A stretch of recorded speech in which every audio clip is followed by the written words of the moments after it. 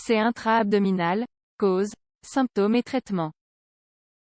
Un abcès intra-abdominal se forme essentiellement après une chirurgie, un traumatisme ou une maladie en lien avec une infection ou une inflammation abdominale. Un abcès intra-abdominal correspond à une accumulation de pus située à l'intérieur de la cavité abdominale. Cet abcès peut se trouver dans n'importe quelle partie de l'abdomen.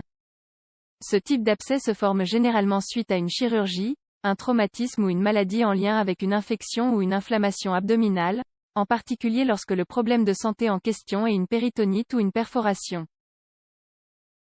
Les causes à l'origine d'un abcès intra-abdominal.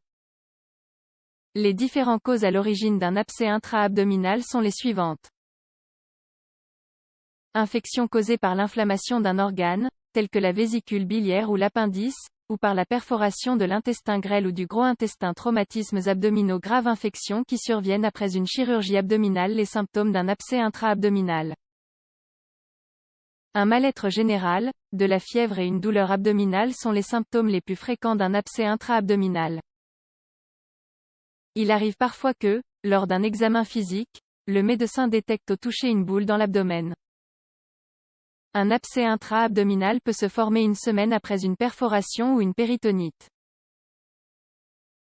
Lorsque l'abcès est lié à une chirurgie, il se peut qu'il n'apparaisse qu'au bout de 2 ou 3 semaines après l'intervention chirurgicale et, plus rarement, quelques mois après l'intervention chirurgicale. Bien que les symptômes varient, la plupart des abcès intra-abdominaux provoquent de la fièvre et une douleur abdominale. Les symptômes peuvent être légers ou intenses. Les nausées, l'anorexie et la perte de poids sont d'autres symptômes fréquents. Certains abcès tels que le cul-de-sac de Douglas peuvent provoquer des diarrhées. De plus, si l'abcès est proche de la vessie, il peut provoquer une miction impérieuse et une pollakiurie. Les abcès sous-phréniques peuvent provoquer des symptômes thoraciques comme une toux non productive, une douleur thoracique et une dyspnée. Généralement, la personne affectée ressent une douleur au toucher à l'endroit où se trouve l'abcès. Les gros abcès sont palpables sous la forme d'une boule. Les types d'abcès intra-abdominal. Il y a 3 catégories d'abcès intra-abdominaux: abcès intrapéritonéal, abcès rétropéritonéal et abcès viscéral. De nombreux abcès intra-abdominaux font leur apparition après la perforation d'une viscère ou d'un cancer du côlon. D'autres se forment par extension de l'infection ou d'une inflammation secondaire liée à une appendicite, une diverticulite, la maladie de Crohn, une pancréatite, la maladie inflammatoire pelvienne ou un quelconque trouble qui provoque une péritonite généralisée.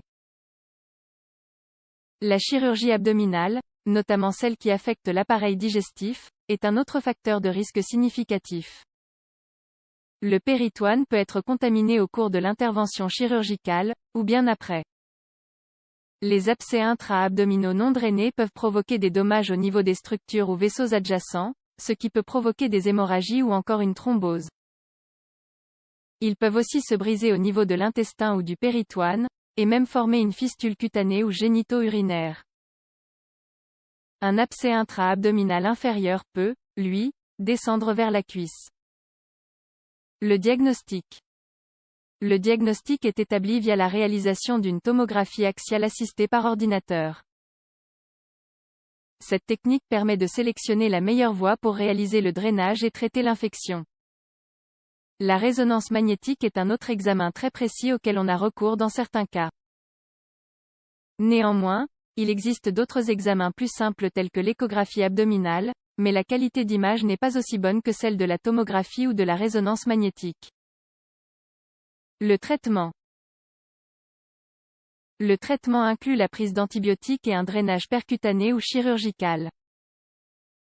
Presque tous les abcès intra-abdominaux requièrent un drainage, que ce soit via un cathéter percutané ou une chirurgie. Le drainage via un cathéter peut être le plus indiqué lorsque les cavités de l'abcès sont grandes et lorsque la voie de drainage traverse des organes contaminés, à savoir l'intestin, la plèvre, ou le péritoine. Le drainage via cathéter est aussi approprié lorsque la cause à l'origine de l'infection est contrôlée et que le pus est suffisamment liquide pour circuler via le cathéter. Les antibiotiques peuvent limiter la prolifération de l'infection via le sang, ils doivent être administrés avant et après l'intervention. Le traitement requiert des médicaments actifs contre la flore intestinale, tels que la gentamicine ou encore le métronidazole. En somme, le traitement d'un abcès intra-abdominal consiste en un drainage du contenu purulent et en la prise d'antibiotiques. Le spécialiste procède à un drainage percutané à travers la peau sous contrôle échographique. Dans les cas les plus graves, un drainage chirurgical peut s'avérer nécessaire.